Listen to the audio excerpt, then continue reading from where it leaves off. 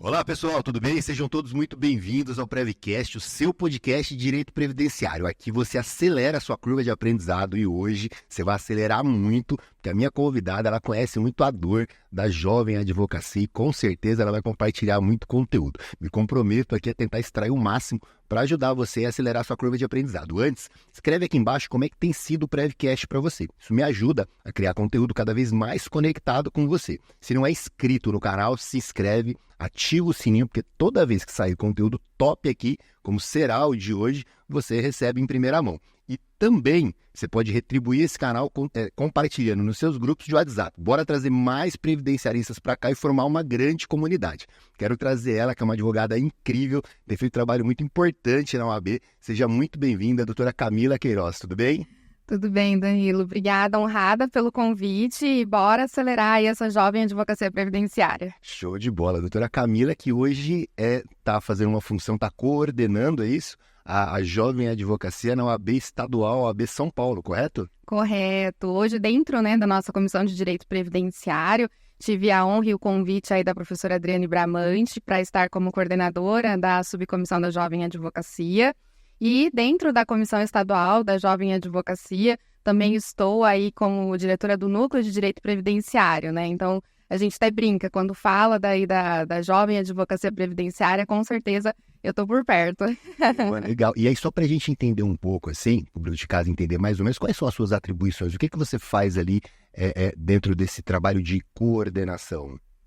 A ideia e o foco, né, principal nosso sempre foi porque todo esse trabalho, eu acho que é legal a gente comentar que inicialmente partiu de uma reunião onde estava presente, né, o Dr. Guilherme Cirilo, presidente da Jovem Advocacia, a doutora Adriane Bramante, presidente da Comissão de Direito Previdenciário, e a ideia era trazer o jovem advogado para mais perto da nossa entidade de classe, da OAB, né? E aí, dentro daquilo que a gente gosta, que é o direito previdenciário, fomentar cada vez mais estudo, debate da matéria, com o foco realmente de priorizar a carreira daquele que está ingressando na matéria do direito previdenciário. E o nosso trabalho, eu gosto de destacar, Danilo, que, assim, né, jovem advocacia entende-se por aqueles que têm de carteira até 5 anos, né? Só que, assim, então não tem nada a ver com idade, né? Que às vezes acontece essa confusão. Mas a gente brinca muito dentro da jovem advocacia, principalmente, que o nosso trabalho é para todos, né? É para o jovem há mais tempo. Por quê? Porque pode ser que a gente tenha um colega advogado que ele já atua aí há 10, 20 anos, mas hoje ele pensa em ingressar no direito previdenciário. E por que disso, né? Você sabe bem que hoje o direito previdenciário é a área que mais cresce no Brasil, disparado, né? Então, assim, a gente tem como prova disso dados estatísticos, como, por exemplo, o fato do INSS Digital, que hoje a gente tem mais de 340 mil inscritos. É muita gente, né? Então, o trabalho que a gente desenvolve não é somente para aqueles, né, que têm aí menos de 5 anos de formado, de carteira, mas também para todos aqueles que desejam ingressar na carreira, né, e que não sabem muito bem ali por onde começar, né, o que eu vou estudar, o que eu preciso de material de apoio, quais ferramentas eu devo utilizar para estar advogando nessa área. Pô, legal. Então acho que vai dar muito bom o programa hoje, porque ele conecta muito com o objetivo do Prevcast. Vocês também, de alguma forma, aceleram curva de aprendizado do jovem advogado no nível institucional, né? Nós aqui no nível privado, mas temos o mesmo intuito, né? Realmente ajudar o advogado a realmente encontrar o seu caminho e não sofrer tanto como a maioria dos advogados estão sozinhos, não consegue. Conta para mim, antes da gente começar a falar sobre esse trabalho, como é que você chegou no direito, Camila? E como é que você chegou no direito previdenciário? Vamos entender primeiro como é que foi a sua história. Vamos lá. Bom, eu venho de uma família humilde, né? O meu núcleo familiar, meus pais não são da área do direito, mas, de fato, eu sempre quis, né, estar no direito e advogar. Eu nunca me vi fazendo outra coisa. Mas o direito previdenciário era algo muito distante, assim, para mim, né? E aí, quando eu ingressei na faculdade, Fui fazer a faculdade, entrei com 17 anos. Então, comecei cedo, né? E tive a oportunidade de receber aí uma proposta de fazer uma entrevista para trabalhar no INSS. E foi muito engraçado, Danilo, porque... Como estagiária? Eu estava até contando pro pessoal aqui nos bastidores, né? A primeira vez que eu entrei no INSS, a minha mãe ainda foi comigo, né, pro dia da entrevista, tudo. Eu tinha acabado de entrar na faculdade, já recebi a oportunidade de passar numa entrevista, né, para trabalhar lá. Eu não sabia o que era o INSS. Eu fiquei assim, mãe do céu, me ajuda. O que acontece aqui dentro, né? Tudo, enfim, do que se fala. Então, assim, eu entrei realmente já logo no primeiro ano com uma oportunidade muito grande. E eu falo que eu fui privilegiada nesse sentido. Porque, graças a Deus, deu tudo certo na entrevista. Comecei a trabalhar no INSS, junto com o gerente, já diretamente com a gerência executiva da APS, onde eu fiz a entrevista. E foram anos ali que, para mim, foram totalmente decisivos. Porque na minha época, inclusive, ainda sequer existia matéria de direito previdenciário na faculdade, né? Hoje nós temos aí grandes avanços, né, grandes conquistas nesse sentido, porque nós temos aí, agora inclusive é cobrado na prova da OAB, né, na minha época não era. Então, tudo que eu aprendi, né, eu falo que assim, eu devo muito ao que eu aprendi lá dentro do INSS, junto com os servidores que eu ali conheci, especialmente com o gerente, o qual eu trabalhei, e fiquei lá 2 anos. E nesses 2 anos, que era o tempo de contrato, né, o máximo que dava ali de contrato de estágio, uma servidora, que também é advogada, que possuía e possui escritório de advocacia, vendo que estava ali finalizando o meu contrato de trabalho, me chamou para ir trabalhar no escritório dela. E aí ela me fez o convite no escritório dela. Tinha a parte de direito previdenciário também, né, tinha a parte de direito do trabalho e a parte de direito civil. E eu fui para esse escritório de advocacia. E lá, obviamente, né, do outro lado do balcão, eu brinco, só agregou ainda mais, né, a parte do direito previdenciário. Tive a oportunidade de conhecer outras áreas, mas é o que eu me apaixonei. Não tinha para onde correr, né? Eu ficaria no previdenciário de qualquer forma. Do completamente desconhecido para um romance infinito aí agora. Que legal, bacana. Infinito. É engraçado, né? Eu tenho um filho de 19 anos. Ele começou a trabalhar com a gente, acho que com 16, 17 anos. E poxa, nós, hoje, olhando o INSS, você fala, pô, coisa normal, existe. Me faltou a palavra aqui agora, mas é um braço importante do nosso Estado que protege uma função social essencial. Mas o jovem não tem noção de que isso existe. Não tem noção. Não tem. Por vezes, né, eu falo por mim, assim, a gente sabe, INSS, né, você faz aquela ligação assim, é onde as pessoas se aposentam. Mas é muito além disso, né? Muito além. Tem proteção social em níveis absurdos, além de uma receita, né, que impacta economicamente na sociedade como um todo. Então, poxa, imagino que para você deve ter sido interessantíssimo esse começo, não apenas para o direito, mas também para um crescimento de vida.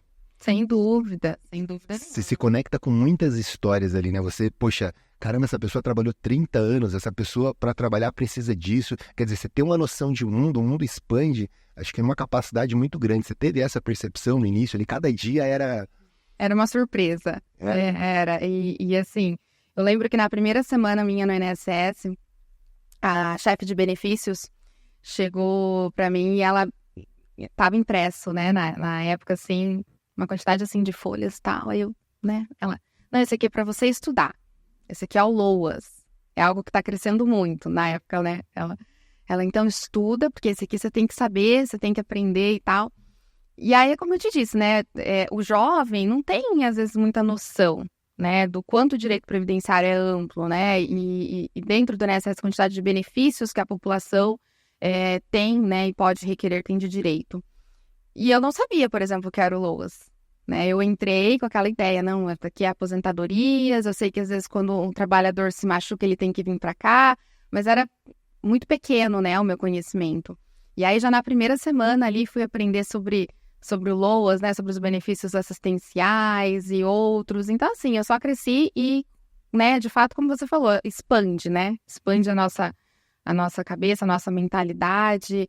E tive a oportunidade de, na época que eu estava lá, não ficar somente no interno, né, no serviço interno, no atendimento a demandas judiciais e coisas do tipo, mas me deram a oportunidade, eu fico muito feliz, de trabalhar em todos os setores. Então, desde da triagem, da entrega de senhas, de ficar um tempinho ali no setor de perícias médicas com os médicos, né? A parte de recursos, que hoje eu brinco, né? Eu sou uma defensora do processo administrativo, porque, de fato, eu sei que funciona. Se você sabe como fazer, se você sabe as ferramentas que existem dentro do sistema do processo administrativo, dá muito certo, né? Então, assim, eu sou uma defensora do processo administrativo, não gosto muito da ideia de qualquer coisa judicializar. A gente sabe que existem exceções e né, demandas que existem essa necessidade, mas justamente por eu, né, ter trabalhado lá, ter tido toda essa experiência, hoje eu defendo muito essa bandeira. Legal. Vamos entender como que é essa visão do administrativo. Antes, Camila, eu queria entender o seguinte: você tocou num ponto inicial que eu vejo até aqui uma reflexão social diferente. Você falou que o direito previdenciário é um dos que mais cresce. Eu tenho essa percepção. Vindo para cá, para o estúdio, era algo que eu vinha conversando com a minha mãe, ela veio comigo, né? A doutora Valéria é minha sócia e parceira aqui, tá sempre comigo no Prevcast. Vindo para cá, a gente estava falando, cara, o direito previdenciário é um dos que mais crescem. Por outro lado, ele no campo do direito, no campo social, o Estado mesmo, ele vem sofrendo vários massacres aí ao longo de vários anos. E tivemos, em 2019, a reforma da Previdência, e tudo isso vai, de alguma forma, desestimulando a sociedade para contribuir com o INSS, para buscar essa proteção social. Eu acho que, em algum nível, isso é instigado para a sociedade, acho que ainda que no nível inconsciente. E mesmo assim os advogados vão para o direito previdenciário, mesmo assim eles estão querendo o direito previdenciário. Você acha que realmente é um lugar onde tem muito mercado mesmo, ou eles estão desavisados? Eu acho que tem muito mercado, e te digo mais. Tem um ditado que fala mais ou menos assim, né? Tem aqueles que choram, tem aqueles que vendem lenços. E eu sou do time que prefere vender lenços. Então, assim, é nítido, né, que a gente vê aí um massacre de direitos sociais dentro do direito previdenciário, mas nós, como advogados, qual que é o nosso trabalho? A defesa, a luta pelo direito, né, do cidadão. Então, assim, isso eu acho que não tem que ser visto para nós como um problema, e sim como uma oportunidade. Então, o mercado é muito grande. Só o fato do INSS ser aí o maior réu do Brasil já demonstra isso, né, para todos nós. Se a gente pegar aí qualquer dado estatístico, isso vai ficar cada vez mais claro. E eu sinto também, Danilo, né, e não sei se você compartilha da mesma opinião, que hoje, diferente, né, de alguns anos atrás, nós temos a mídia muito a favor do previdenciarista, né? Então, assim, tem muita coisa que está aí em alta que faz, eu acho, instigar essa advocacia a ir para o direito previdenciário. Então, assim, quando nós tivemos a reforma, por exemplo, entrou, entre aspas, na moda a parte do planejamento previdenciário, que foi uma oportunidade tremenda aí, né, de serviço para os advogados estarem vendendo. Mas veja, você, eu e qualquer outro advogado previdenciário já fazia planejamento. Só que não era esse o nome que a gente usava. Deram uma roupagem. Não foi? E isso veio do quê? Veio da mídia, né? Veio das discussões, né? Que a gente viu aí muito sobre a reforma, né? Das alterações de cálculo de benefício e outras coisas. Porque, assim, a contagem de tempo de contribuição, as simulações futuras, já era algo que nós fazíamos e vendíamos, né? E, assim, eu particularmente uso a palavra vender sem problemas dentro da advocacia, porque nós somos uma empresa antes de qualquer coisa, né? Muito bem. Concordo 100%. Não é? Então, assim, nós já vendíamos esse serviço. Só que com a reforma e com todos esses acontecimentos, né, mudou-se o nome. E tudo bem. E aí, de novo, né, Você vai, diante de tantas mudanças, você vai optar por chorar, pelo fato de você ter que se atualizar, de estudar, se dedicar mais, né? Ou você vai ser o vendedor de lenços? Vai se especializar, vai mostrar que você entende, vai vender um serviço novo, né? Ou melhor, um serviço antigo, só que com uma nova roupagem. Então, assim, tem muito mercado.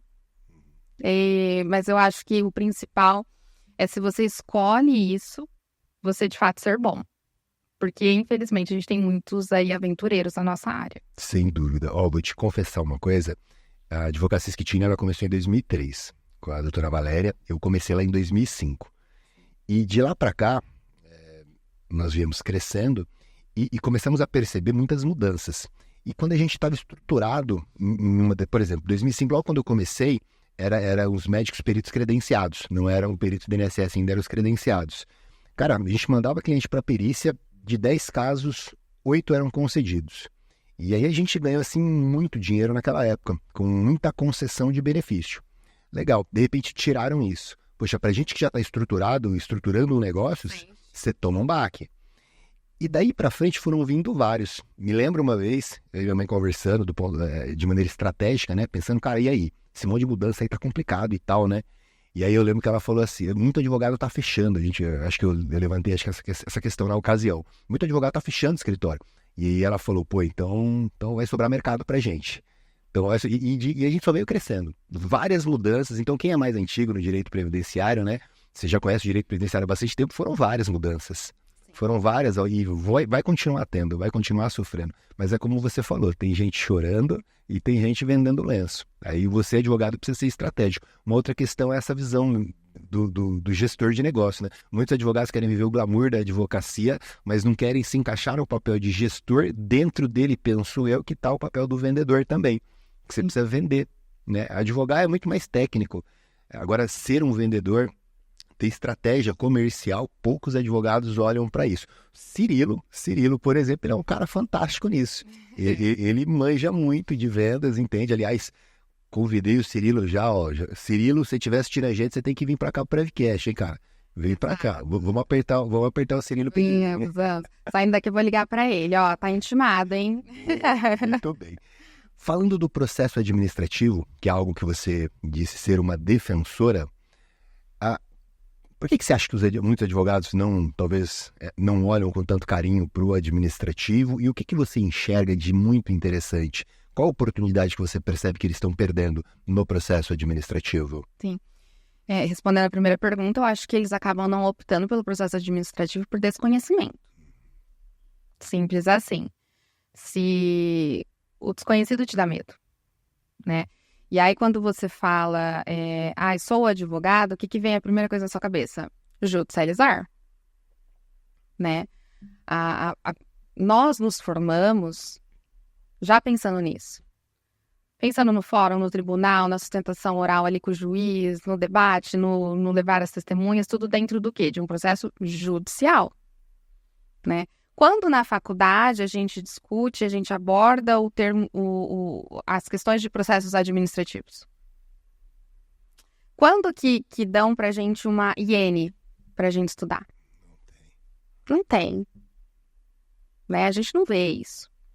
Então, assim, se você não tem uma oportunidade de aprender isso, é algo totalmente desconhecido para você. Então, não tem como você... Acaba que não se torna nenhuma opção para você ir para o processo administrativo. E é por isso que eu bato tanto, né, no fato de que, assim, eu penso que você tem que escolher uma área de atuação e você tem que ser muito bom nisso. Ser mediano não é uma opção, né? Então, assim, por quê? Porque requer, né, uma dedicação, porque, assim, nós estamos falando de pessoas. Nós estamos falando dentro do direito previdenciário, né, principalmente, de benefícios que vão garantir o sustento de uma família. Que, muito provavelmente, vai ser a única renda que aquele trabalhador vai ter para o resto da vida dele, né? Então, assim... Eu mesmo já tive casos, por exemplo, de revisão, que a pessoa chegou para mim com uma aposentadoria de, sei lá, R$2.000, porque nitidamente foi feito por um profissional aventureiro, né? E após uma revisão, a gente quase que dobrou o benefício. Mas por que isso?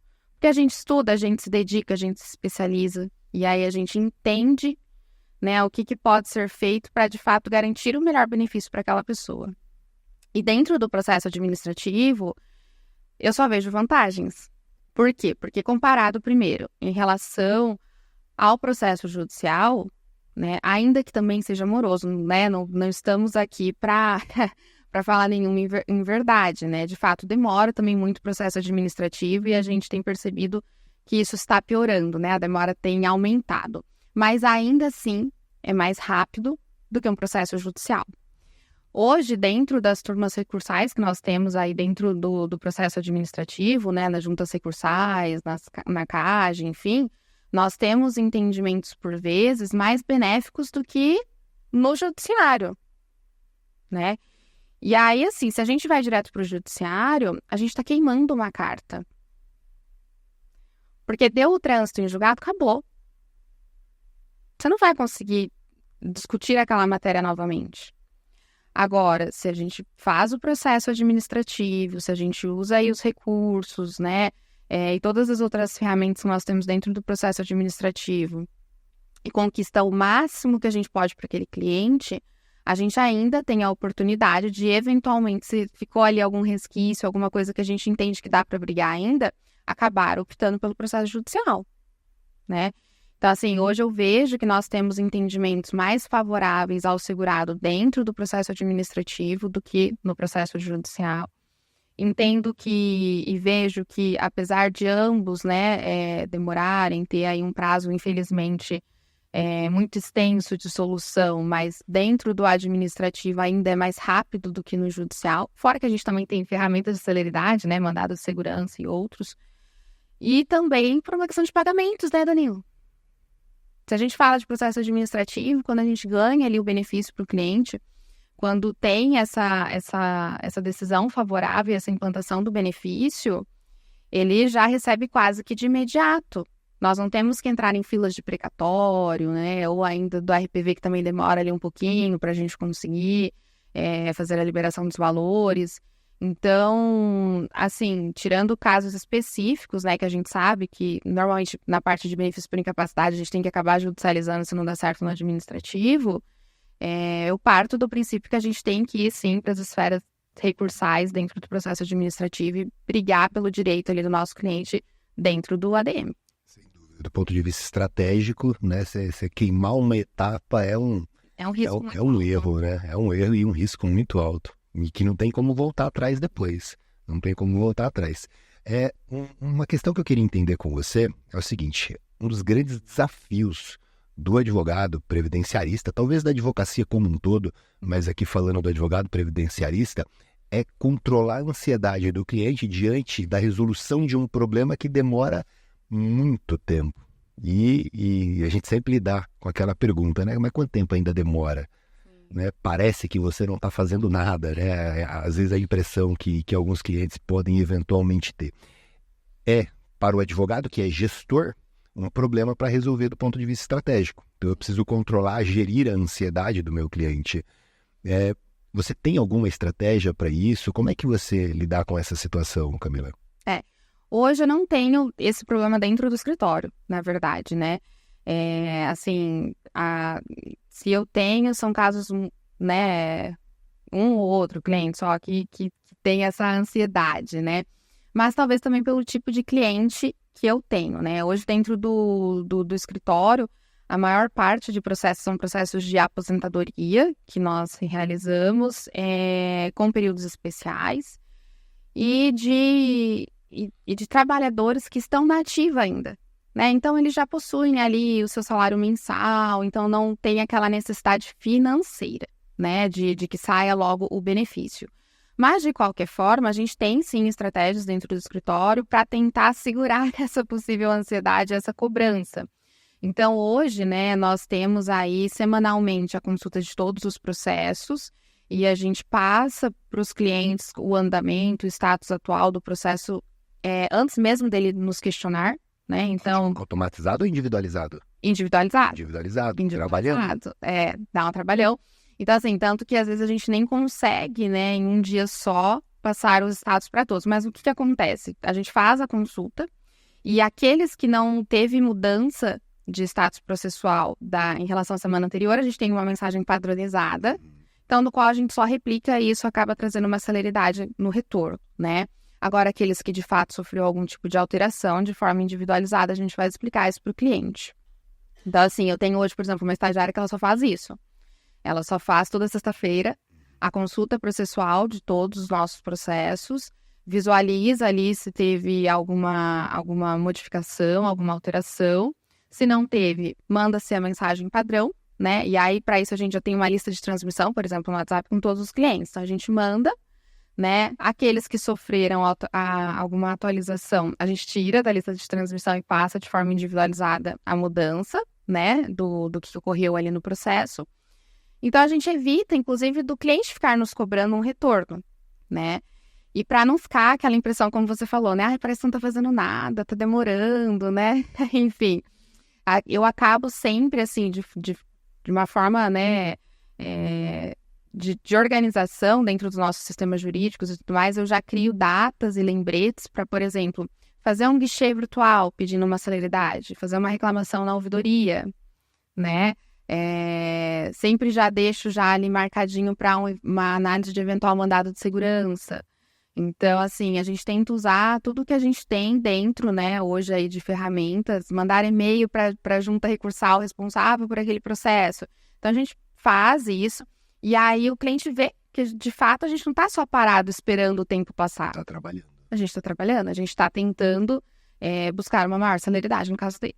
Pô, bacana, eu vejo várias questões, estratégias de longa gestão, cara, assim, é muito legal. Eu vejo aqui, por exemplo, o trabalho de CS, Customer Service, que você faz a gestão do cliente ao longo do tempo no seu escritório de maneira estratégica. Não sei se você utiliza, mas eu vejo aqui a oportunidade de prospectar novos clientes Sim. A partir dessa comunicação. Então é muito interessante. Você também trabalha um brand muito forte, porque acaba mostrando que é combativa. Sim. Acaba mostrando que é combativa, que é um escritório que realmente está lutando por ele.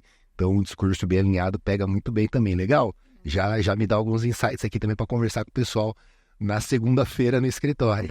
Mas é sempre muito bom os insights. Você falou, Camila, uma questão interessante aqui, da celeridade, que existem ferramentas de celeridade desse processo administrativo. Trouxe o mandado de segurança como referência, muitos advogados utilizam. Conversei, aliás, com o Lucas Costa, deixar o card dele aqui. O Lucas falou, cara, eu gostava disso, mas agora eu tô no conselho. Ele é um querido. ele mudou a visão dele em relação a isso, mas não só por estar lá, mas acho que por entender um pouco mais também o lado de lá e a dificuldade, ele mudou um pouco a visão em relação a essa questão do MS. Além do MS, essas outras alternativas que você enxerga que existe, quais seriam elas, do seu ponto de vista, Camila, que ajudariam para o advogado que está em casa, de repente, com processos enroscados, tentar dar um pouco mais de celeridade para esses processos? Eu uso muito o guichê, né, o guichê virtual, porque hoje é uma conquista para a advocacia. Então, eu acho que, assim, tem que usar e abusar dessa conquista, né? E aí, quando nós fazemos o guichê, né, não sei se todo mundo já usou, acredito que pelo menos a maioria dos advogados previdenciaristas já usaram. Quando você pede uma celeridade pelo guichê, na verdade, é encaminhado isso para o gerente executivo responsável, ou pelo menos para o servidor que já está com aquele processo, né, para ver a possibilidade de uma celeridade. E pelo menos para mim tem surtido bastante efeito. Então, quando está na análise inicial, né, porque às vezes o que acontece? Você distribuiu ali o processo, mas tem pedido de período especial. A gente sabe que tem que ser encaminhado para perícia. Só que tá lá paradinho, não teve nenhum encaminhamento. Um guichê já resolve. Né? Porque, assim, é algo tão simples.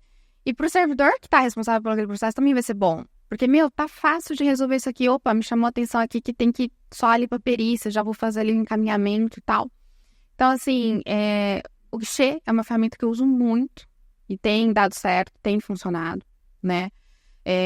Quando tá aí em fase recursal, se eu distribuir o recurso e ainda não foi distribuído para nenhuma junta, eu mando e-mail para o setor de protocolo, falo, viu, esse processo está parado há tanto tempo, não consegue distribuir, pelo menos para alguma né, alguma junta responsável, enfim, então a gente cobra essa distribuição, e aí quando já está em determinada junta recursal, né, a gente encaminha pedindo ali para que seja incluído em pauta de julgamento, então a gente vai acompanhando aonde que está o processo para conseguir pedir essa celeridade para o responsável realmente, né, então assim, a gente tem a parte dos e-mails, a gente tem a parte do quichê, e nós temos a parte ainda da ouvidoria, né, que a gente sabe, né, que é um puxãozinho de orelha ali, né, a ouvidoria, mas que eu também acabo utilizando por vezes, quando eu vejo que está realmente, assim, uma demora muito extensa, e mandado de segurança só em último caso, né, só em último caso. O Lucas vai ficar feliz. Poxa, que legal. A gente conversou aqui com a doutora Andréa Rossi. Sim. Aliás, deixar também o card aqui para vocês. A doutora Andréa Rossi, ela disse que também utiliza muito o guichê virtual e que é, para ela, muito estratégico. Sim. Isso funciona muito bem. Então, talvez o advogado realmente tenha alternativas aí, né, efetivas antes do MS. Sem dúvida. Porque o MS também só vai dar um passo muitas vezes, né, e você não vai conseguir a resolução total do processo. Você não tem que ficar em cima ali, acelerando um pouco ele. Hoje, o seu escritório fica lá em Campinas, né? Isso. Você tem sócios? Não tenho sócios, né, tenho aí a estagiária, como eu falei, tenho uma advogada associada, mas sem sociedade. Já tive sociedade, mas hoje sigo sozinha. Legal. É mais desafiador sozinha? Foi mais desafiador em sociedade? Problemas completamente diferentes? Eu acho que são coisas diferentes, né, Danilo? Para mim foi muito bom ter sociedade. Eu acho que, assim, é fantástico você ter alguém para debater, né? Eu gosto muito disso. Então, assim, às vezes você tá ali com alguma questão que você fala assim, poxa, eu tenho duas alternativas. E não é que uma seja errada e uma certa. É que realmente são dois caminhos diferentes, né? E aí você se pega naquela situação assim, o que eu vou fazer, né? Qual que seria a melhor alternativa? E aí quando você tem um colega do seu lado para você trazer, discutir e falar sobre isso, é muito enriquecedor, né? Igual, tipo, aqui o nosso bate-papo. Poxa, é tão bacana a gente conversar com alguém da área, né? Traz tanta bagagem pra gente. Então, assim, eu acho que sociedade é muito bacana. As que eu tive, né, na verdade, sempre foram com pessoas que não são do direito previdenciário, como uma forma de complementação, né? Então, assim, mas acabamos que decidindo, né, e de forma muito amigável, muito tranquila, que seria, de repente, mais interessante seguirmos cada uma na sua área de formas individualizadas. Mas, por exemplo, né, com a minha sócia, eu tenho até hoje uma parceria muito grande. Ela é trabalhista, né, e ela passa as demandas previdenciárias que aparecem no escritório dela, ela indica para o meu, e vice-versa. Então, assim, se mantém, né, ali uma boa relação.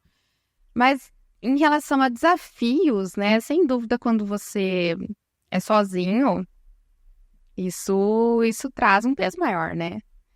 A parte de gestão é pesada, né, Danilo? Tomar decisão não é uma coisa fácil, né? Os riscos e muitas vezes, acho que a grande questão, a gente vai ter um outro episódio que a gente vai falar muito de mentalidade, tá marcado para frente, mas é muito sobre isso, né? Às vezes o medo que nós temos de dar errado impede que a gente acerte e dê certo, né? Eu nas palestras que faço, tem um vídeo do Will Smith, um vídeo incrível, e ele conecta muito com a ideia que eu quero passar para o pessoal.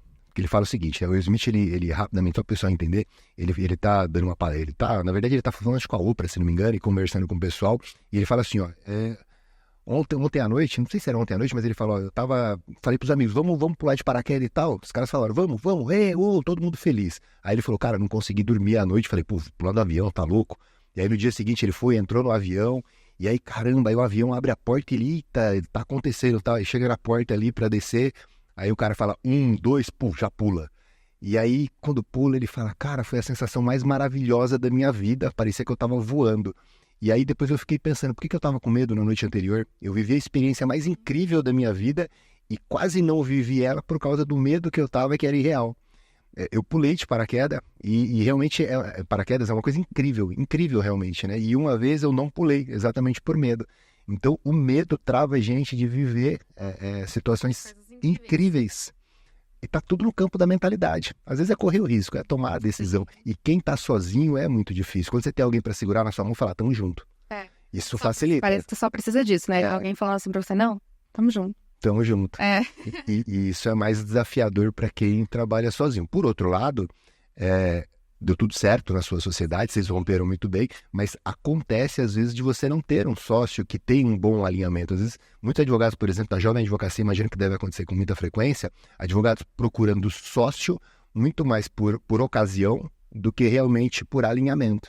Sem dúvida. Então fala, primeiro, eu estou num momento difícil, eu preciso de alguém comigo aqui, mas essa pessoa não tem a mesma conexão. Isso vai dar problema lá na frente. E convenhamos, né, Danilo? Sociedade de casamento. Eu acho que, assim, o mais próximo de uma sociedade é um casamento. Sem dúvida. É uma sociedade, porque, né? Assim, você vai viver com aquela, né, conviver com aquela pessoa praticamente, no mínimo, de 7 dias na semana, 5 dias, né? A verdade é que você vai estar mais com aquela pessoa do que com a sua própria família, porque se você parar para pensar que você trabalha, sei lá, no mínimo 8 horas por dia, né? E nós, quando decidimos ser donos do nosso negócio, a gente trabalha bem mais, a verdade é essa, né? A gente não fica só ali nas 8 horas.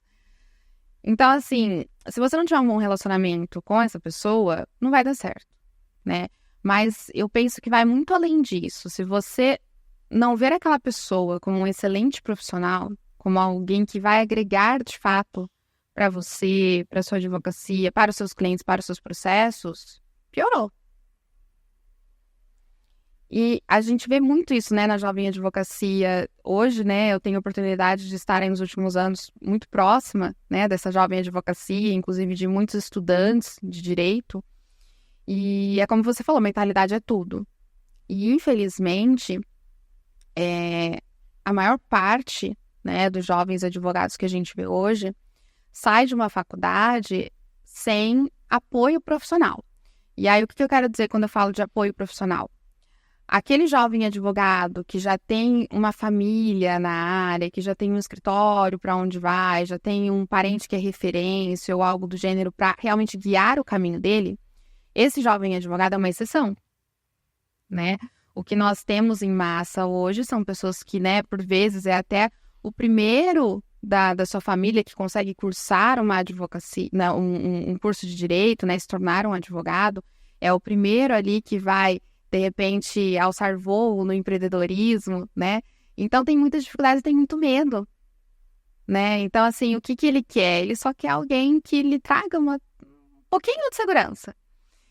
E aí, nessa angústia, né? A gente vê que nessa angústia, nesse medo, acaba, por vezes, tomando caminhos equivocados ou fazendo uma parceria, formando uma sociedade na empolgação com aquele colega de faculdade ou algo do gênero, mas que na prática, né, não vai funcionar, não vai dar certo. E isso acontece aos montes, né? Imagina que você deve ver muitos advogados lá, e às vezes o advogado não vai saber depois sair também dessa situação, né? Ele fica, cara, eu tô preso aqui com um monte de processo, com um advogado que de repente a gente não tá ligado, porque às vezes os perfis eles podem ser diferentes, eu acho que até aí não teria problema, mas o grande problema é quando os propósitos eles começam a se distanciar, né? Acho que a sociedade, outro dia eu tava vendo grandes empresários falando sobre o perfil de sociedade que eles tinham, né? Uns mais conectados, outros menos conectados em termos de viverem o dia a dia, mas o propósito desses sócios, eram alinhados. Eles queriam a mesma coisa, queriam levar o negócio deles para o mesmo lugar. E quando isso não acontece, acho que dificulta um pouco, e muitos advogados, jovens advogados, entram nisso, né? Fazem essa sociedade por empolgação, mas no longo do caminho ele não consegue. E aí a questão da mentalidade é saber resolver também depois disso, né? Saber resolver. Muitos acabam não sabendo resolver e aí sofrem a angústia ali. Quais são os principais desafios, Camila, que você tem visto dos advogados, dos jovens advogados, nos diversos eventos que você tem promovido, nas diversas comunicações que você tem tido com esses advogados? Sim. Eu acho que, assim, não só do jovem advogado, mas eu vejo que da advocacia em geral, né? A gente sente muito a dor da captação do cliente. Eu acho que esse é o principal, né? Porque você sai da faculdade ali, às vezes acaba que muitos saem, inclusive, sem ter passado por um escritório, sem ter experiência, sem ter um emprego garantido, né? E aí fala, poxa, então eu vou tentar, passei na OAB, então eu tenho uma profissão na mão, vou tentar começar a advogar. Mas aí aonde que eu vou arrumar meus primeiros clientes? Para que caminho que eu vou? Para que área que eu vou atuar? E aí vira o generalista, né? Não, qualquer coisa que aparecer eu vou fechar, eu vou fazer, e que eu particularmente acho um erro, mas eu entendo, né? Eu entendo essa escolha, e eu acho que essa, sem dúvida nenhuma, É a maior. é a maior, né? E aí, dividindo nessa parte de nichar, né? De segmento, para que parte do direito eu vou. E a segunda, como que eu vou conseguir aí os meus primeiros clientes? Interessantíssimo. Isso já me dá um insight. Eu desenvolvi um curso para advogados e quando eu estava no momento de construção, eu queria realmente gerar muito valor para os advogados. E aí eu falei, bom, preciso atacar na dor principal, aquilo que é mais complicado. E eu sempre falo que é sobre vendas, né? Eu falo que não é sobre advocacia, é sobre vendas. A advocacia, ela é secundária. Se eu não tenho clientes, eu não consigo advogar. Então eu preciso entender sobre vendas. Eu construí um curso todo focado em vendas. No meio do caminho, eu comecei fazendo pesquisa de mercado, eu comecei a perceber que o advogado também tinha muita dor em relação a questões de gestão. E aí foi quando eu criei lá 3 pilares. Eu falo, um é mais clientes, que aqui eu foco em vendas, negócio lucrativo, esse é o segundo pilar, em que eu vou falar sobre lucratividade, porque às vezes faturamento é enganoso. Ah, você fatura 4 milhões, tá, mas quanto você tem de custo? Exato. Então, faturar não quer dizer absolutamente nada, depende... Falar sobre lucros, né? Vamos falar sobre lucro. E, por fim, qualidade de vida, porque os advogados trabalham demais, às vezes se perdem no tanto de atividade que tem que fazer e não conseguem ter uma qualidade de vida. E não é justo com a advocacia. Eu digo, inclusive, que tem uma das aulas lá que é injusto o que a faculdade fez com o advogado. Eu chamo até de covardia, porque preparou o advogado, não preparou nada, na verdade, deu uma base técnica para o advogado e habilitou ele para defender pessoas, mas não estruturou ele para gerir um escritório, para prospectar clientes. Pelo contrário, não sei se você se lembra, mas eu me lembro muito bem das aulas de ética. Eu só aprendi o que eu não podia fazer. Exato. Eu não aprendi o que eu podia fazer. Exato. Você lembra disso? Então, assim, a faculdade, ela destruiu o advogado. O advogado, ele vai para o mercado, a gente estava falando de medo, antes o advogado vai com medo. Cara, se eu der um passo errado, sou jovem advogado, a OAB está em cima de mim, qualquer coisa que eu fizer, de repente, posso ir para a ética. Ou seja, o advogado não avança. Então, eu acho que é uma crueldade o que fazem com o jovem advogado. Imagino que isso é algo que vocês têm tentado trabalhar nesses eventos que vocês promovem, prospecção, nichar. Sim, nós tem... E assim, a gente também tenta desfazer uma série de mitos, né? Porque como você falou, por exemplo, quando a gente está na faculdade, quando tem aula de ética, a gente só aprende o que não pode fazer. Então, o que é a nossa ideia nos eventos, né? Que a OAB tem promovido, né? É justamente falar o que você pode fazer, né? Como usar um Instagram? Como usar um Facebook, né? Como divulgar informações? Como ter um site? Porque a gente sabe que o mundo hoje em dia é online. Então, assim, você tem que e você deve, né, usar essas ferramentas como uma forma de prospectar novos clientes, né? E não existe uma proibição de utilizar, né? Existe uma proibição de atos e formas em específico. Então, vamos aprender o que pode? Vamos utilizar de forma correta, né? Vamos gerar, então, conteúdo de forma assertiva, né? A evitar aí que você eventualmente tenha que ir, né? Responder algo aí no Tribunal de Ética e tudo mais. Então, assim, os nossos eventos, a gente tem sempre, né? Em todos os eventos, principalmente da jovem, né? A gente tem destacado muito essa parte, a gente sempre tem feito aí palestras, né, sobre esses temas, outros temas também que pouco abordados, inclusive na faculdade, a parte de prerrogativas, né? Você tá na prerrogativas com meu amigo Gustavo Paviotti, é algo que a gente não vê. A gente não vê nos bancos acadêmicos, né? E, poxa, e é tão importante, e assim, é importante para todas as áreas, né? Mas nós, no previdenciário, a gente sofre tanta coisa, né? Hoje talvez menos, né? Porque a gente não tem mais ali o presencial nas agências, né? Que eu sinto falta particularmente. Mas é tanta coisa que a gente vê, né? Juiz querendo arbitrar seus honorários, discutir o que está no teu contrato. São tantas situações que, assim, o jovem advogado, numa dessa, não sabe para onde correr, não sabe o que vai, né, o que fazer. Sendo que a gente tem ali uma OAB forte, né, prerrogativas atuante. Então, é importante levar isso para o jovem advogado, né, e não só para o jovem advogado. Hoje, dentro da nossa comissão estadual e da Jovem Advocacia, a gente tem um público muito grande de estudantes, e é muito bacana isso, que tem frequentado aí os nossos congressos, os nossos eventos, assistido aí as lives e tudo mais que a gente promove. Porque desde antes de se formar, você já ter esse conhecimento, né, você já estar perto da tua entidade de classe, com certeza vai fazer um diferencial tremendo para a tua carreira. Muitos advogados nem sabem. Vou te confessar uma coisa, eu fui conhecer mesmo que a OAB fazia esse trabalho há, sei lá, 3 anos atrás. Nossa. Imagina, o tanto de tempo que eu já venho advogando e eu estava preso ali no meu escritório, focando nas minhas estratégias e nem sabia que tinha OAB. Acho que a doutora Silvana foi que, há uns 2 anos atrás, aproximadamente, me chamou para participar. E aí eu comecei a participar um pouco mais e conhecer o trabalho da OAB. Mas olha que interessante, a OAB ela não tinha, não sei por que, chegado em mim na ocasião. Tanto que eu trouxe muita gente da OAB aqui em vários eventos. Eu falei, cara, a OAB está aberta para o advogado. Tem muita coisa gratuita, boa, de muitíssima qualidade. Pô, eu promovo grupos de estudo com a Silvana e também na estadual. Tem o Roda Prev lá, nós que fazemos. E levamos pessoas incríveis, juízes, grandes advogados, peritos. E, cara, assim, é a contribuição de tanto conteúdo bom e de qualidade, mas eu não tinha noção, não tinha. Você sente que o digital tem ajudado muito a OAB a disseminar mais essa informação de que ela é um ponto de apoio? Sim, sem dúvida. Eu acho que principalmente quando a gente fala do público que hoje, né, estou mais concentrada, que é a Jovem Advocacia, o digital é, sem dúvida, a forma mais rápida, né, para chegar neles. E, assim, o desconhecido é um problema. É um problema, porque quando você fala, por exemplo, de um jovem advogado que vai atuar na área do previdenciário. Hoje nós temos, né, oferecido aí pela Comissão de Direito Previdenciário, nós temos diversos e-books e cartilhas, por exemplo, de como utilizar o INSS digital. Nós temos um e-book para isso, né? Nós temos aí toda terça-feira lives no Instagram da nossa Comissão de Direito Previdenciário. Nós temos a cartilha dos requerimentos administrativos, inclusive com modelos que o jovem advogado, né, ou que aquele advogado jovem há mais tempo que está ingressando na área do direito previdenciário pode utilizar.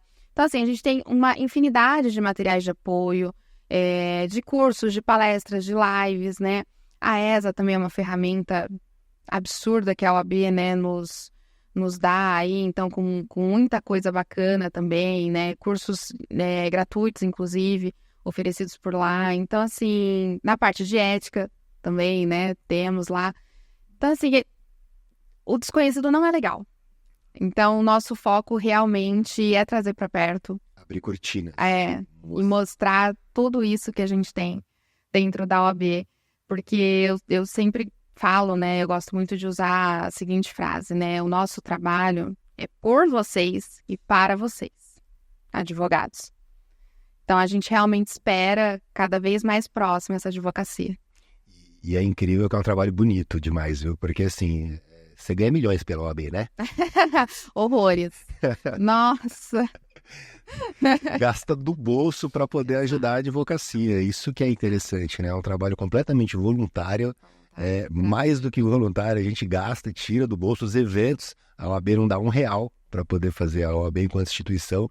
E são os seus membros aí das comissões que realmente promovem isso e com muito carinho, né? Então, já deixo aqui o meu muito obrigado por essa contribuição à nossa classe. Fortalece muito.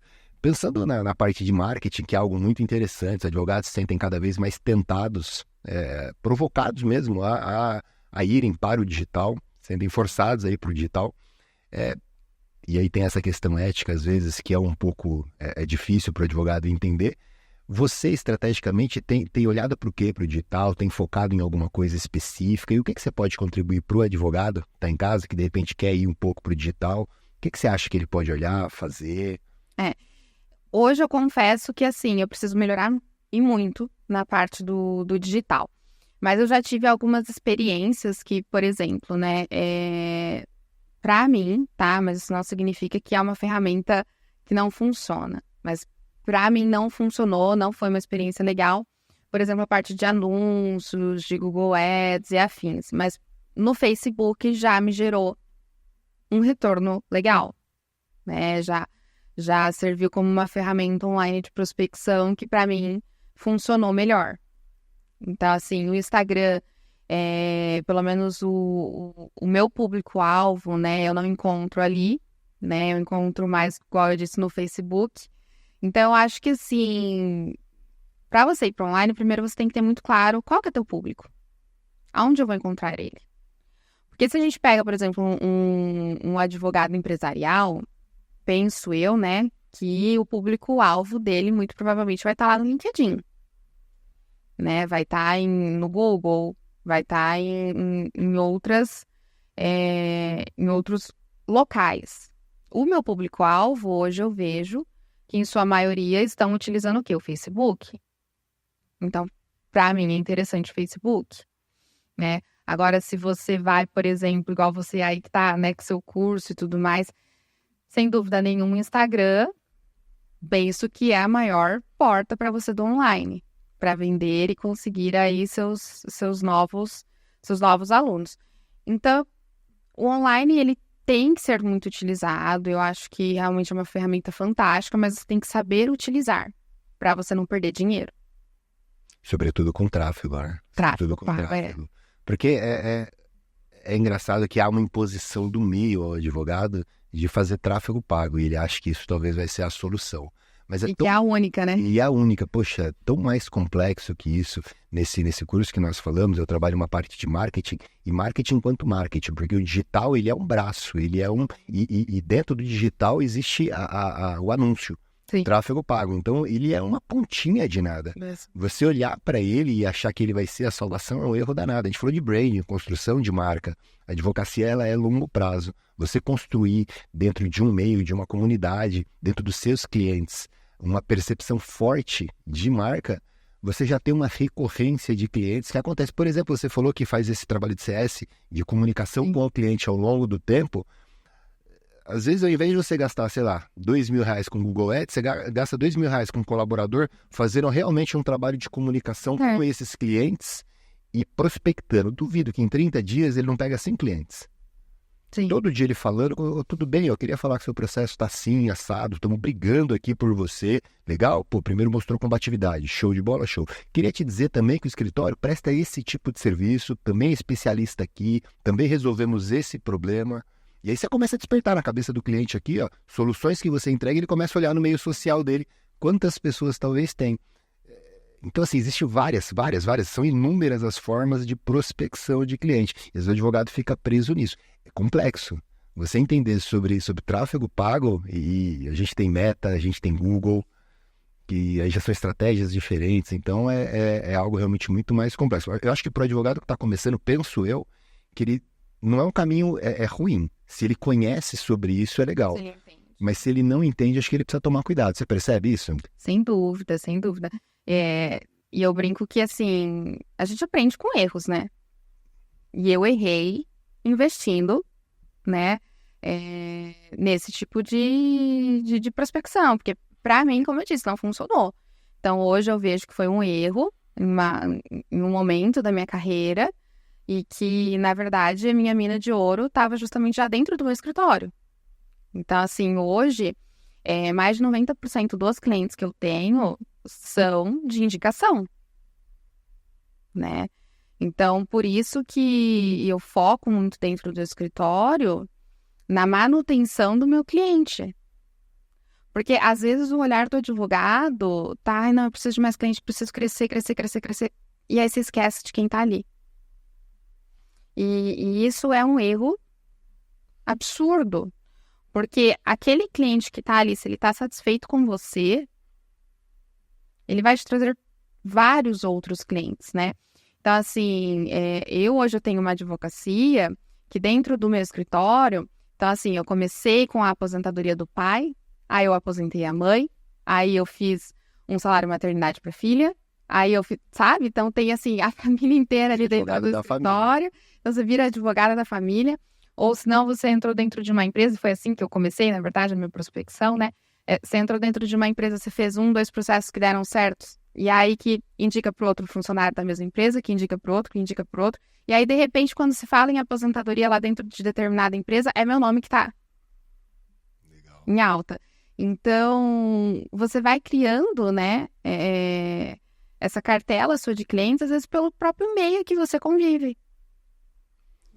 Então, assim, uma das palestras, né, que eu dei outro dia para um congresso da Jovem Advocacia Nossa, eu falei, né, para os jovens advogados, eu falei assim, você não sabe por onde começar? Então, vamos lá. Aonde você mora? Qual o tipo de pessoas que você convive, que você conversa? O que está mais próximo de você? E por que eu falo isso? Porque quando eu me formei, tinha já ali a OAB e tudo mais, eu falei, poxa, eu preciso começar a advogar. Eu não tinha plano B, nunca tive. Então, a única opção era dar certo.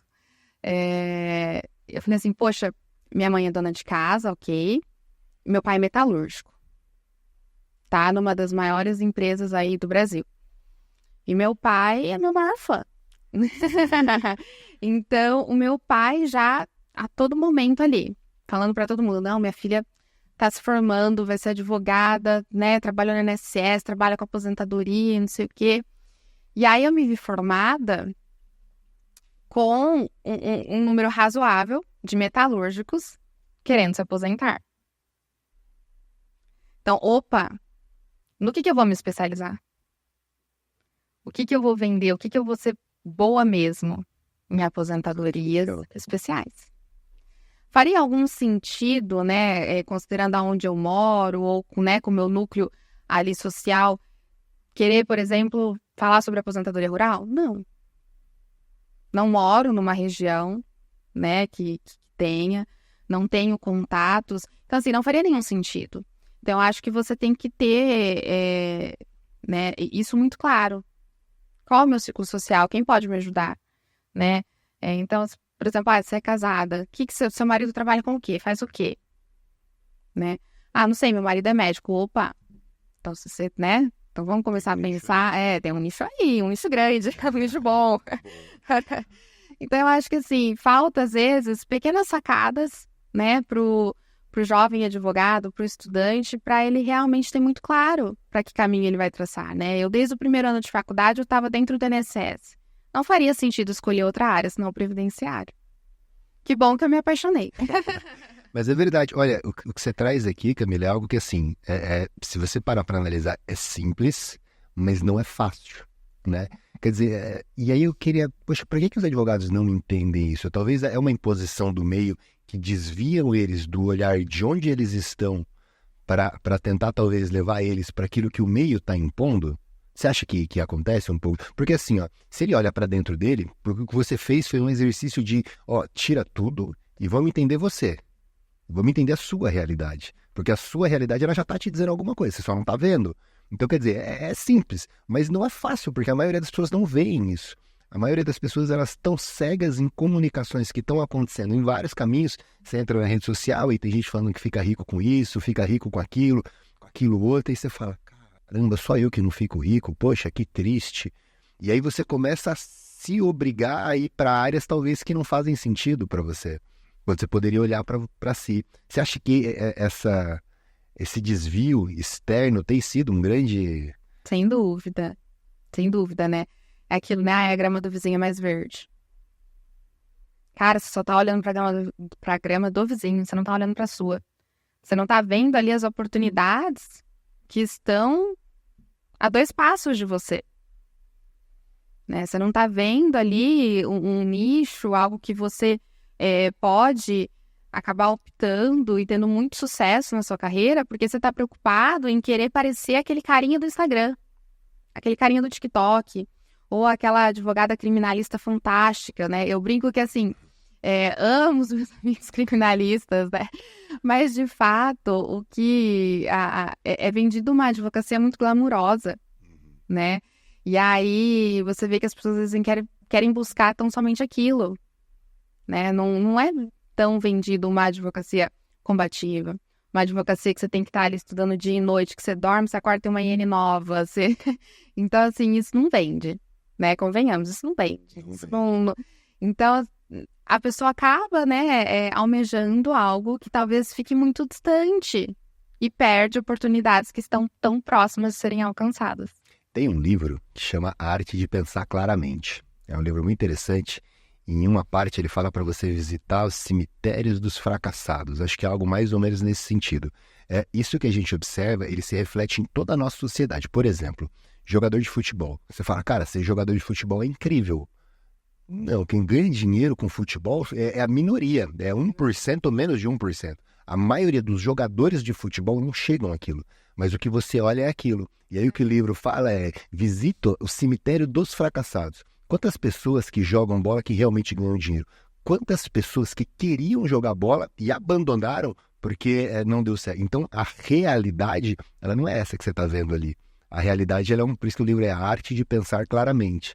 Então, é para tirar um pouco desses desvios e você começar a olhar as coisas um pouco mais objetivamente, né? Então, muitas pessoas realmente vão para o glamour das redes sociais, que desvia mesmo a atenção, mas é um grande erro. É bom olhar para si, as suas oportunidades, né, e seguir.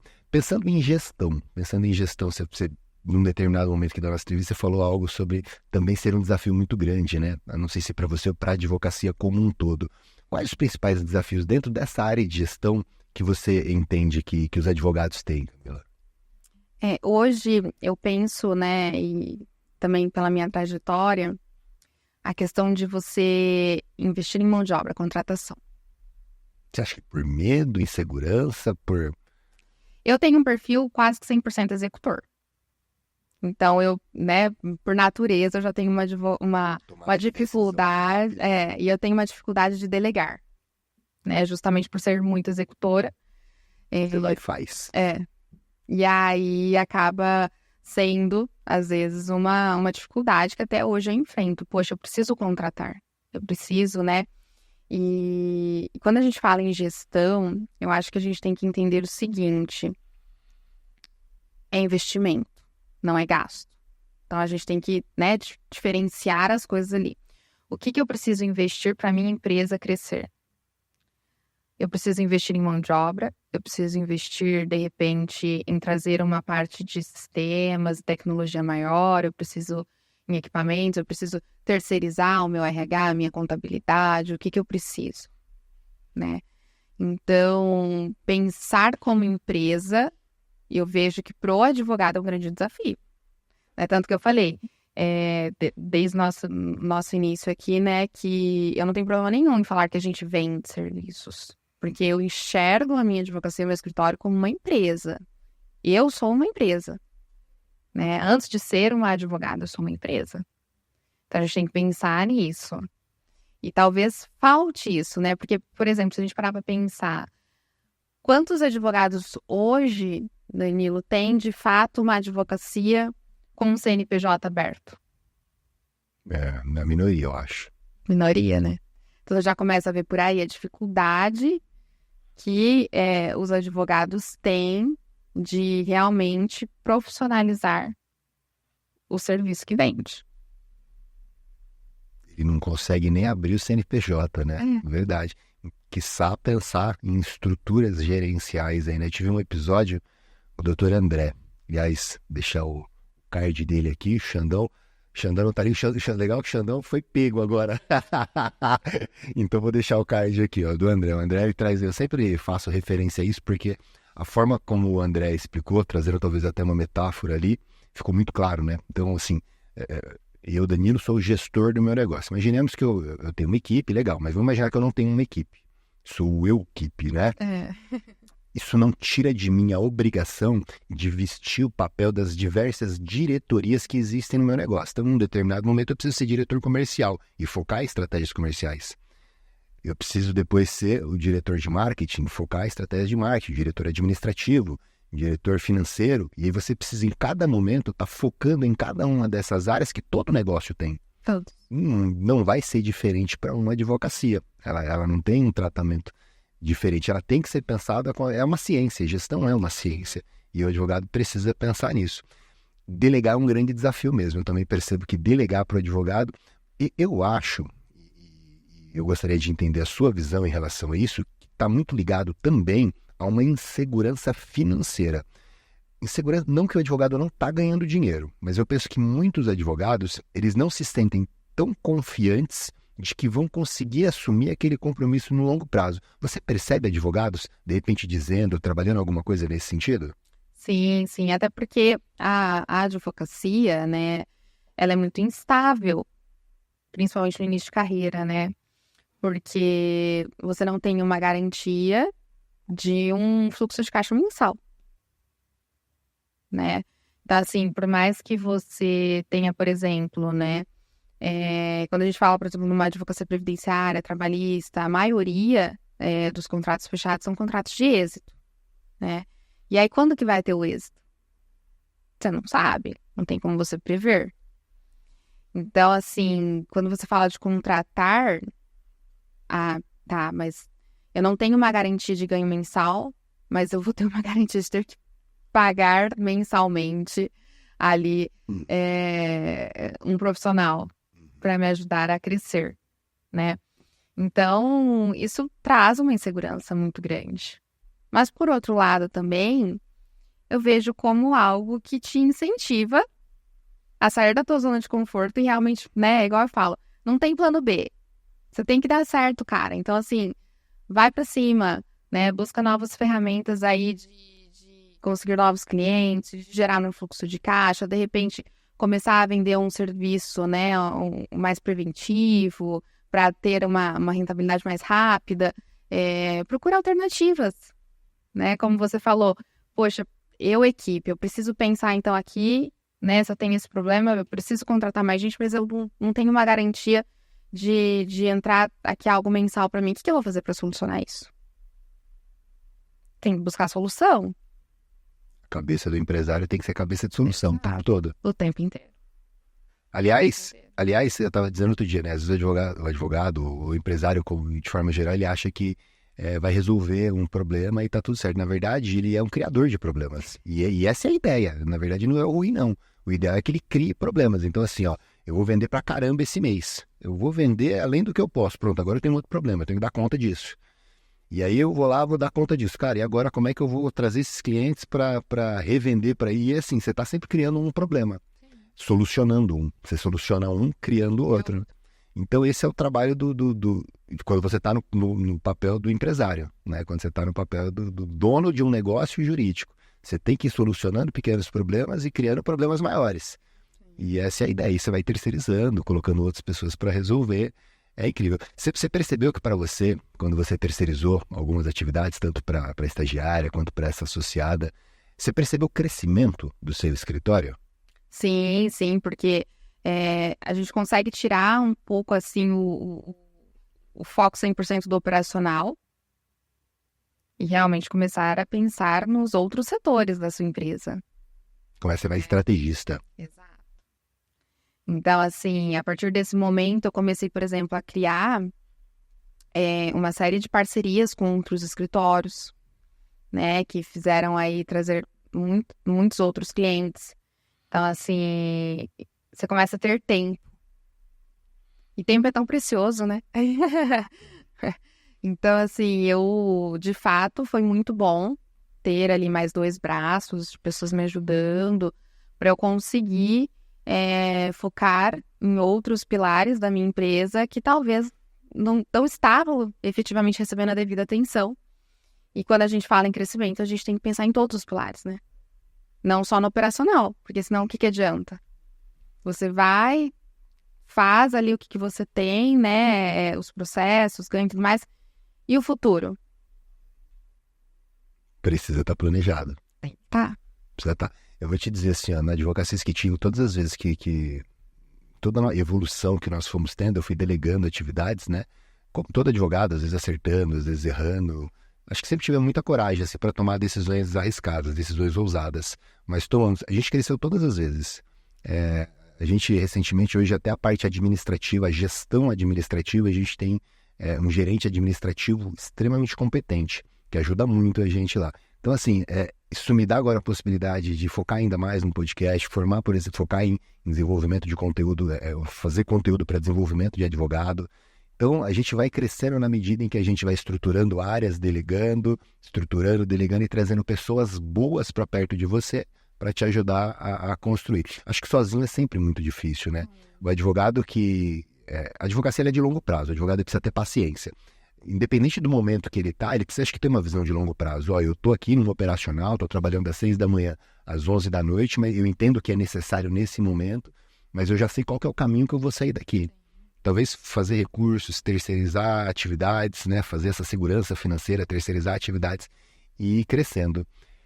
Camila, o que mais que você percebe assim, de dificuldade dos advogados, que você conversa desses jovens advogados, que a gente talvez poderia compartilhar? A gente falou aqui de questões de marketing, né? Às vezes o advogado ele olha um pouco mais para o Ads. Falamos de lucratividade, a gente não falou ainda de lucratividade. Você acha que eles têm clareza nessa questão de lucratividade? Eu queria só compartilhar uma coisa com você, para entender a sua visão em relação a isso. Eu sempre falo de lucratividade porque teve um caso que me marcou. Uma advogada, ele entrou com um processo, um amigo meu, ele tinha que vender um produto, era, sei lá, R$50 o produto, ele vendia pela internet. Uma pessoa do Rio de Janeiro não recebeu o produto, procurou a advogada entrou com um processo. No processo, ela pede a devolução dos R$50 e uma indenização de R$900, de R$3.000. Aí eu falei, bom, a advogada ela tem chance aqui de ganhar, se ela cobrou 30%, R$900. Só que é uma ação que tende a demorar muito. Então ela vai trabalhar muito, provavelmente, penso eu, nesse processo. Eu falei, pô, em termos de trabalho ela tem, mas lucratividade, eu tenho dúvida no final. Você acha que isso não é claro? Você percebe que isso talvez não seja muito claro? Advogados, às vezes, se metem em enroscadas como essa, fica preso em processos como esse, não consegue pegar bons casos, porque estão presos ali em casos muito ruins que não vão dar resultado? Sem dúvida nenhuma. E há também uma confusão por vezes, né, igual a gente falou anteriormente, de faturamento e lucro. E aí a pessoa vive uma névoa. Porque se você for parar para ver efetivamente ali, né, o que a pessoa lucrou, o tempo despendido com determinados processos, qual o seu ticket médio? Então, assim, eu particularmente, eu tenho uma advocacia que eu prefiro ganhar na qualidade de processos, né, em termos de valores, né, e no tipo de cliente que eu tenho, do que na quantidade. Mas a gente sabe que tem um perfil diferente. Menos esforço e mais lucro. Exato. A gente sabe que tem um perfil diferente, tudo bem, né? De advogados que preferem ganhar na quantidade e efetivamente ir para uma advocacia de massa. Mas que eu, particularmente, não gosto tanto porque eu acho que nesse meio tempo você pode perder um pouco da qualidade daquilo que você oferece. Então, mas eu acho que, principalmente no início de carreira, é fato que o advogado não tem essa noção. E justamente naquela ânsia de querer advogar e de querer fazer processo, de ter clientes, acaba pegando de tudo para, igual você falou, né, ganhar R$900 num processo que vai demorar, sei lá, 3, 4 anos. Vai gastar pra caramba e não vai ter lucro. Vai pagar. O modelo de negócio que você falou tem uma coisa muito interessante, no seu específico, quando você nicha em metalúrgicos, porque o seu processo, a sua operação, ela é muito mais replicável, penso eu. Então as petições, elas vão ser mais ou menos a mesma coisa. O atendimento dá para você ensinar uma pessoa porque ele vai ser mais ou menos a mesma coisa. Então isso facilita muito em termos de operação, porque você modela processos e replica. Isso é interessantíssimo, a estratégia base de escala, né? Se você quiser escalar, você precisa ter isso muito claro. Nós temos um formato aqui, Camila, em que algumas pessoas participam em alguns episódios aqui do nosso podcast, fazendo perguntas, e hoje temos a doutora Bruna, que lhe fará uma pergunta aqui. Doutora Bruna. Prazer. Meu nome é Bruna Bezerra, sou advogada especialista em processo civil com expertise em empresas familiares. E a pergunta que eu gostaria de fazer é como gerar autoridade dentro da jovem advocacia para captação de novos clientes? Top a pergunta, hein? Muito Top. boa. Ela não erra, né? Sou suspeita, então... Boa. Sou suspeita. E aí, fala eu primeiro ou você? O que você prefere? Por favor. Eu? Então vamos lá. Por gentileza. Eu penso que, assim, gerar autoridade é você deixar muito claro aquilo que você trabalha e mostrar que efetivamente você é bom naquilo, né? Então, como eu disse, hoje eu me especializei e vendo uma advocacia previdenciária focada em aposentadorias, né? E o tempo inteiro eu falo sobre isso, eu mostro isso, e os meus clientes me indicam, né, pela satisfação do resultado. Eu acho que é dessa forma que você cria autoridade e especialmente quando você deixa o outro falar por você e falar, né, bem de você. Perfeito, bacana, muito bom.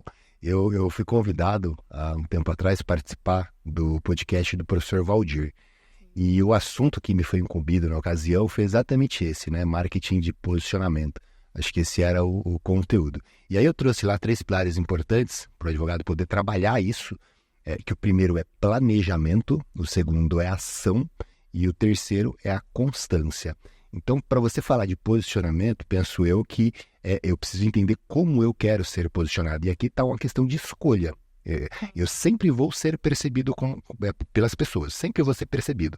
Nós temos na nossa mente um efeito chamado efeito halo, em que a gente julga as pessoas. Você viu, primeiro segundo você já vai ter algum tipo de percepção. Então isso é característico do ser humano, vão te perceber. O que você faz? Você escolhe como vai ser percebido. E isso está no campo do planejamento. O que acontece muito é que os advogados, ainda que eles tenham todo um plano dentro da sua cabeça, eles não conseguem dar o primeiro passo. Tem vergonha de aparecer na internet, tem vergonha de uma série de coisas. E eu não digo que é só a internet o caminho, mas ele precisa ter ação, colocar esse plano em ação.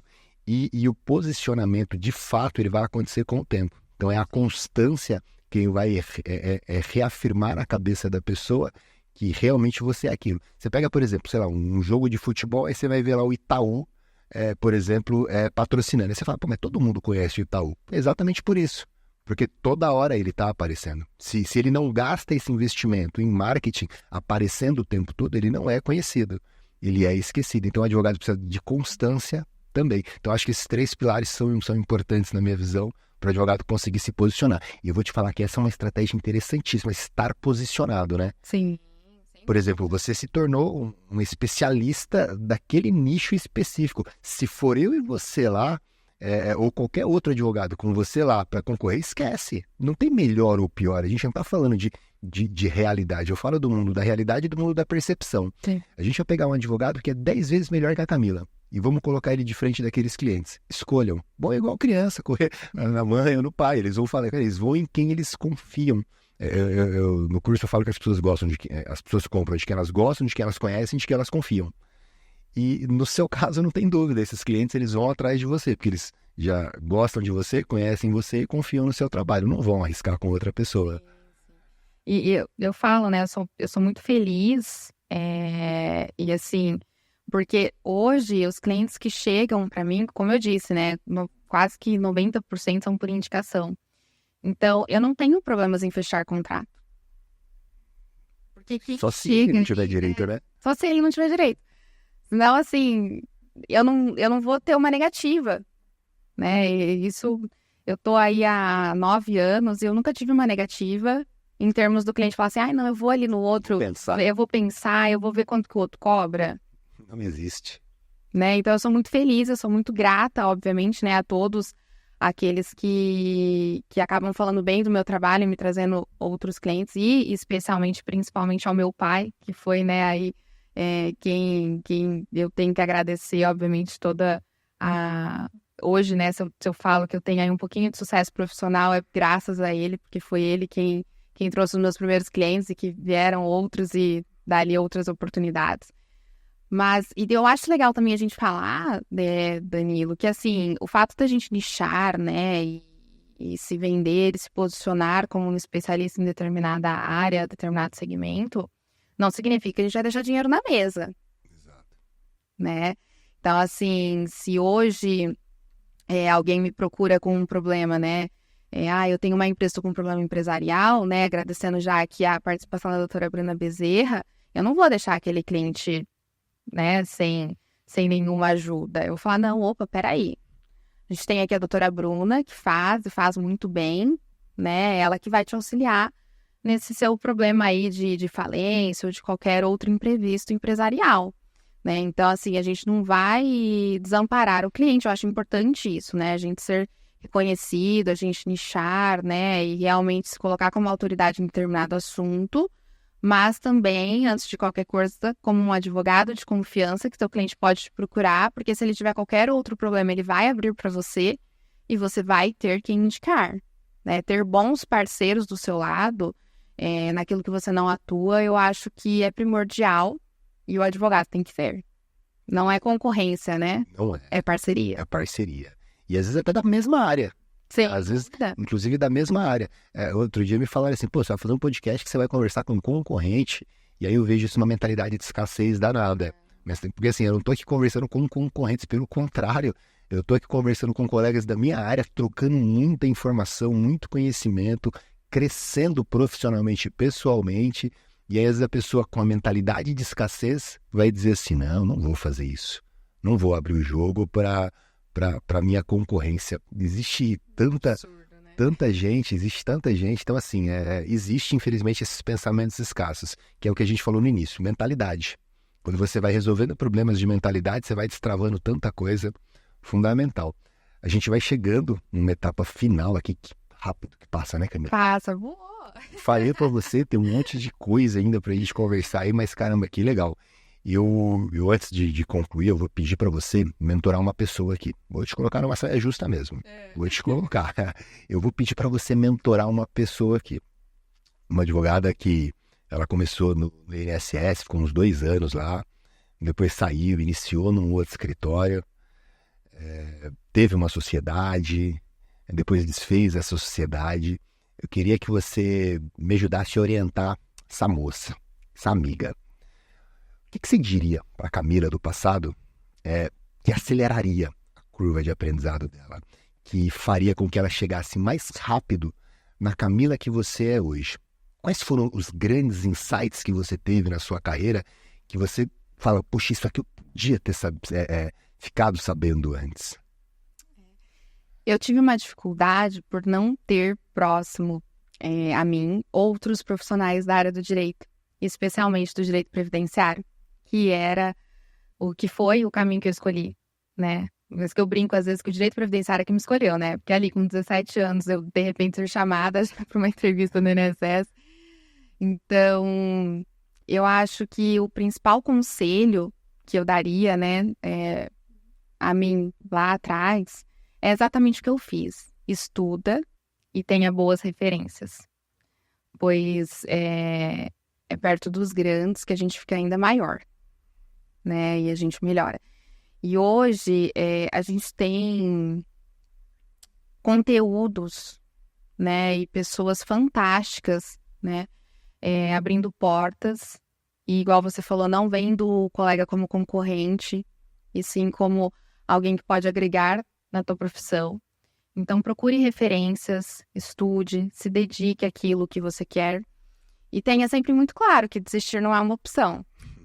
É sempre plano A e faz dar certo, porque efetivamente dá. Pô, que legal. Eu tô lendo um livro chamado, esse é o que eu tô lendo agora, né? Chama O Poder do Inconsciente. Nós temos o cérebro consciente, ele tá no córtex pré-frontal, e nós temos o inconsciente. E o nosso inconsciente, ele é absurdamente forte, ele é um gigante, ele é responsável, a gente geralmente está no automático, a gente acha que é consciente, mas não é, a gente é inconsciente o tempo todo. E quando você tem esse plano B, ele está funcionando lá no subconsciente, e ele vai virar plano A, se você ficar com ele. Então assim, realmente é plano A, é não ter dúvidas, é fé incrível que você é capaz de resolver o que você se propôs hoje, né? Isso está no consciente e no inconsciente. Isso acho que foi, talvez, para você, fundamental, é isso? Sem dúvida, sem dúvida. Sem plano B. Sem plano B. Show de bola. Camila, eu, poxa vida, queria te agradecer muito. Primeiro, te agradecer por todo o trabalho que você vem fazendo na OAB e para os advogados de forma geral. É algo realmente incrível, porque muitos advogados estão focando, sim, nas suas carreiras, e você, além de focar na sua carreira, separa um tempo para ajudar muito a advocacia. Isso de uma maneira economicamente gratuita. Você cresce enquanto profissional, cresce enquanto pessoa, se conecta com muita gente, mas faz tudo isso sem ganhar nenhum real. Não está pensando, não há interesse direto financeiro. Então, obrigado pelo trabalho que você faz para a nossa classe. Obrigado por ter aceitado o convite de vir aqui no Prevcast compartilhar tanto conteúdo com a advocacia. Eu acho que foi um papo bem legal. Eu vou assistir de novo o episódio, pegar algumas dicas e falar, gente, estamos fazendo isso aqui. Vou sentar com o Bruno, vou falar, Bruno, cara, ó, que ideia legal. Será que a gente está fazendo isso ou não? Vamos rever esse processo aqui. Pô, muito bacana, muito legal mesmo. E deixar você fazer aqui suas considerações finais com o nosso público, mas muito obrigado mesmo por comparecer e compartilhar com a gente. Eu que agradeço, eu agradeço o convite. Também acho importante a gente ressaltar que você também faz um trabalho na OAB, mas também destacar o trabalho feito aqui, no Prevcast. Porque, como eu disse, né, eu acho que é extremamente importante o advogado procurar conteúdo de qualidade, procurar referências, né, procurar formas de realmente não desistir e acelerar aí a sua carreira. E é o que o Prevcast está oferecendo aqui para o jovem advogado, para o advogado jovem há mais tempo, né? Para aqueles que estão no previdenciário há bastante tempo, quem está iniciando agora na área do direito previdenciário. Então, eu que agradeço o convite, agradeço, né, você ter feito esse projeto incrível que é o Prevcast, só desejo aí mais sucesso e que ao pessoal que está nos assistindo, compartilha, comenta e leva para mais gente conteúdo de qualidade que está sendo oferecido aqui. Obrigada. Show de bola, ó. Ouviram aí a Camila. Então, vamos seguir CTA, como a gente fala no marketing, né? CTA dado. Comentem aí o que vocês acharam do episódio, por favor, né? Obrigado, Camila. Obrigado, Camila, por tanta coisa. Vamos agradecer. Gente, compartilhem nos seus grupos de WhatsApp. Valeu, até uma próxima.